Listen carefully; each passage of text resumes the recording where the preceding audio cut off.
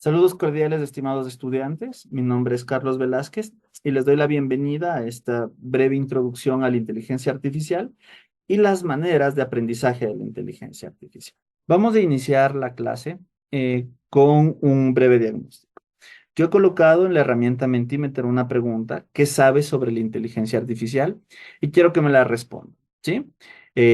Vamos con nuestro smartphone a detectar el código QR y podemos ingresar directamente, o si no, desde nuestro ordenador entramos a la página de mentimeter.com e ingresamos el código 28736109.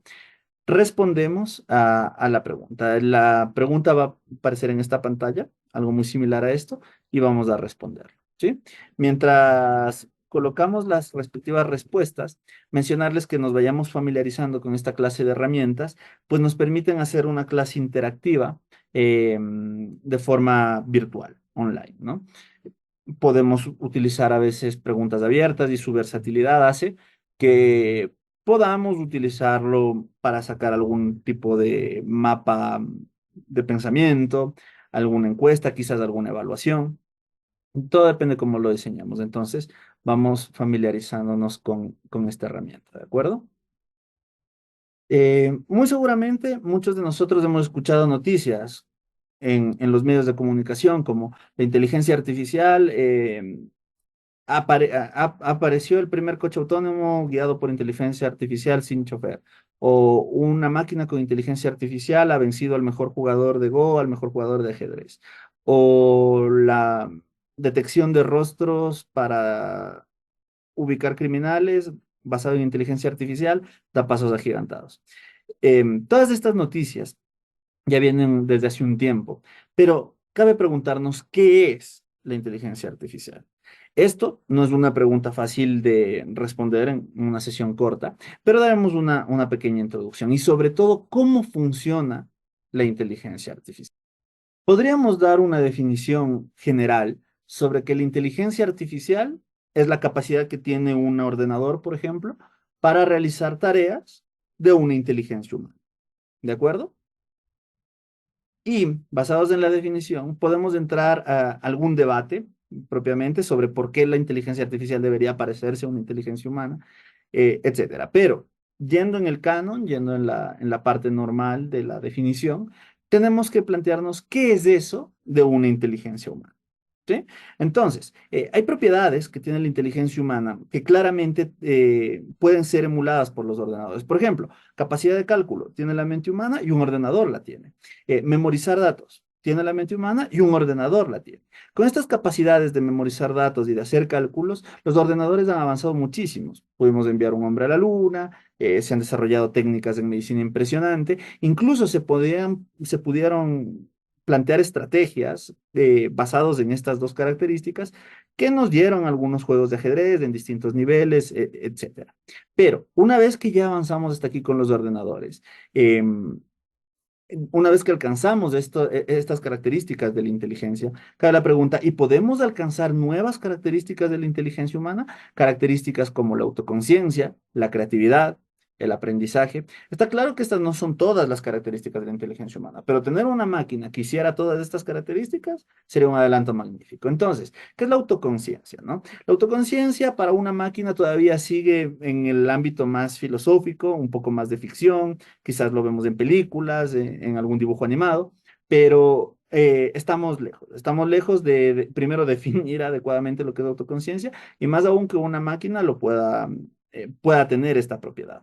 Ahora, en algunas obras de ficción la hay y no nos olvidemos que la ficción siempre precede a la realidad, ¿no? A muchos de los adelantos tecnológicos han sido basados justamente en la ficción.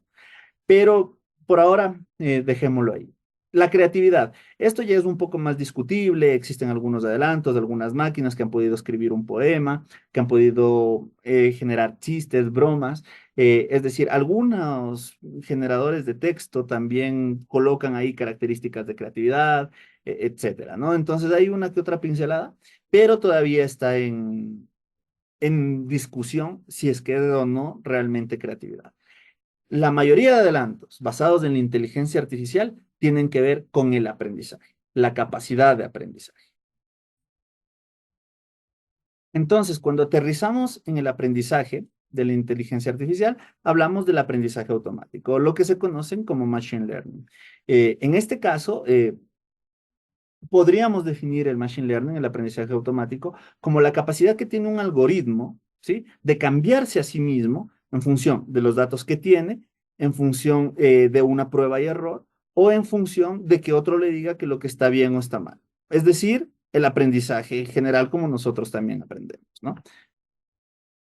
Ahora, hay un montón de algoritmos de machine learning que nos rodean de día a día en algunas aplicaciones, en algunos adelantos que vemos, ¿sí?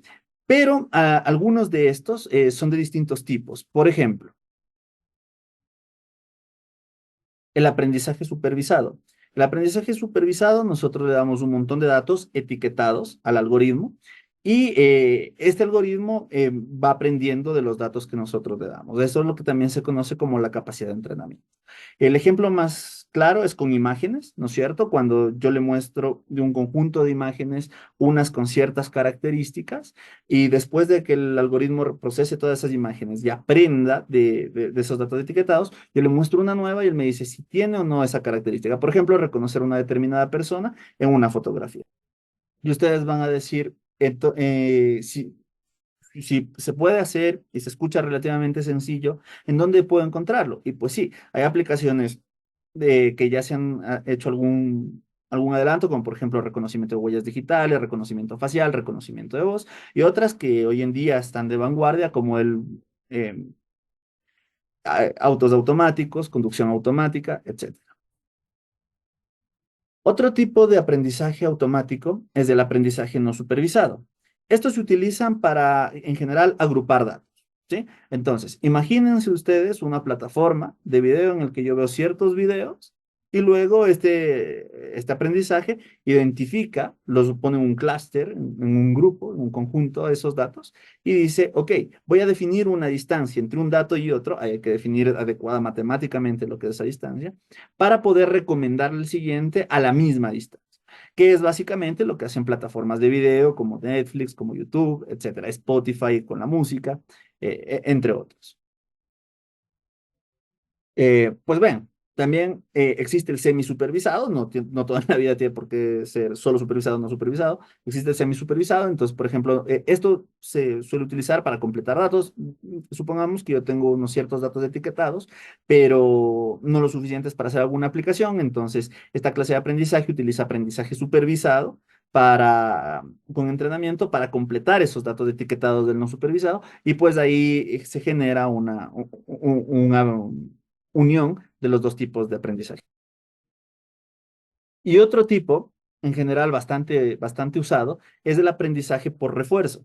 Esto se utiliza mucho como para aprender a jugar. Por ejemplo, digamos que yo juego una partida de ajedrez y el algoritmo guarda los datos sobre si eso tuvo un buen resultado o un mal resultado. Si yo le digo que tengo un buen resultado, entonces eso queda almacenado y luego se utiliza un cálculo de probabilidad para, por ejemplo, hacer la siguiente jugada. Con esta jugada gané, vamos con esta a ver qué pasa. Entonces yo corro millones y millones y millones de simulaciones logrando que el motor pueda encontrar la mejor y la mejor y la mejor jugada, ¿no? Entonces, hoy en día, esta clase de motores se utilizan, se colocan en supercomputadoras y expertos del ajedrez, como por ejemplo Jan Nepomniachtchi, entrenan en una supercomputadora rusa, para el Mundial con Magnus Carlsen fue así, etcétera, etcétera, etcétera. Para realizar estos tipos de aprendizaje hay muchísimas técnicas que se escogen dependiendo generalmente del problema. Ahora, un nuevo problema puede plantear una nueva solución, el uso de una u otra técnica o una convergencia de varias de estas técnicas. Algunos algoritmos que se utilizan, por ejemplo, basado en estadística y probabilidad, son la regresión lineal, la regresión logística, métodos bayesianos. Otro algoritmo bastante utilizado es, por ejemplo, los árboles de decisión, en los que vas dirigiéndote entre una rama y otra para resolver un determinado problema. Lo que se suele hacer en esta clase de aplicaciones es generar varios árboles de decisión, ¿sí? Utilizando ahí los datos que tenemos y se analiza cada resultado de cada árbol de decisión. Se ve cuántas veces coincidió una decisión y incluso se puede calcular la probabilidad de que una decisión sea repetida, etcétera. KNN es muy utilizado, significa K Nearest Neighbors o los K vecinos más cercanos, ¿sí? Entre los cuales nosotros tenemos que definir primero qué es una vecindad, eso se lo hace matemáticamente, y qué significa cerca. Todo esto es en realidad desde el punto de vista de las ecuaciones, hay que definirlo para luego plasmarlo en el código, ¿no? Y una aplicación muy típica es para utilizar, para clasificar. Por ejemplo, yo puedo decir, voy a clasificar a aquellos que estén a una distancia cercana y ahí hay que definir qué es cercano.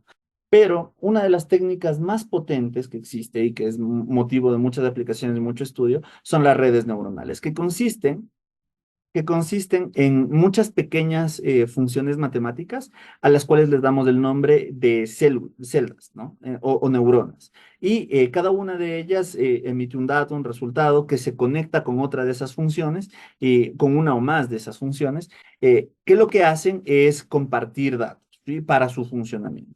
Mientras más profunda sean esta red neuronal, nosotros entramos a otros tipos de aprendizaje. ¿Por qué? Porque si nosotros tenemos varios datos, una red muy grande sobre otra red, es decir, se forman redes profundas, eso se debe estudiar desde otro punto de vista y abre ramas para otra clase de aprendizaje, que se llama aprendizaje profundo o también conocido como deep learning.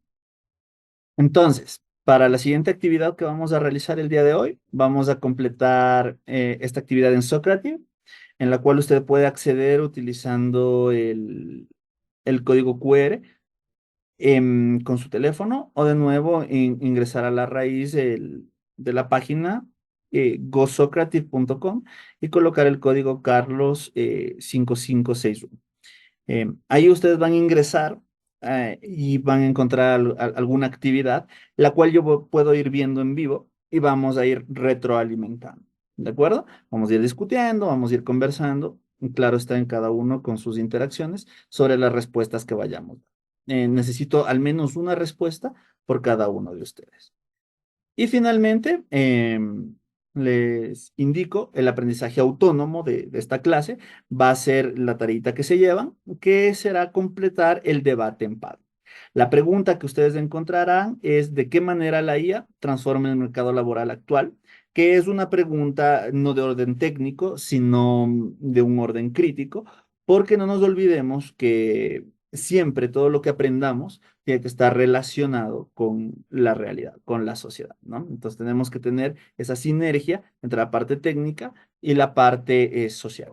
Entonces, igual vamos a completar este código QR que vemos aquí. Este, lo escaneamos con el smartphone y podemos entrar directamente al debate. Necesito que cada uno de ustedes ponga su opinión y al menos opinen o justamente planteen un punto distinto a la opinión de un compañero. Yo revisaré todo eso y por supuesto también interactuaré con ustedes para moderar el debate que se lleve a cabo, ¿va? Recuerden que si tienen dudas sobre lo comentado, pueden escribirme al espacio de foros de duda de la plataforma o por el correo institucional. Estoy pendiente todo el tiempo. Con toda confianza, ustedes pueden ingresar ahí si tienen alguna duda sobre el tema. ¿De acuerdo? Y nos veríamos la siguiente clase. Una buena noche, una buena tarde y nos vemos en la siguiente oportunidad.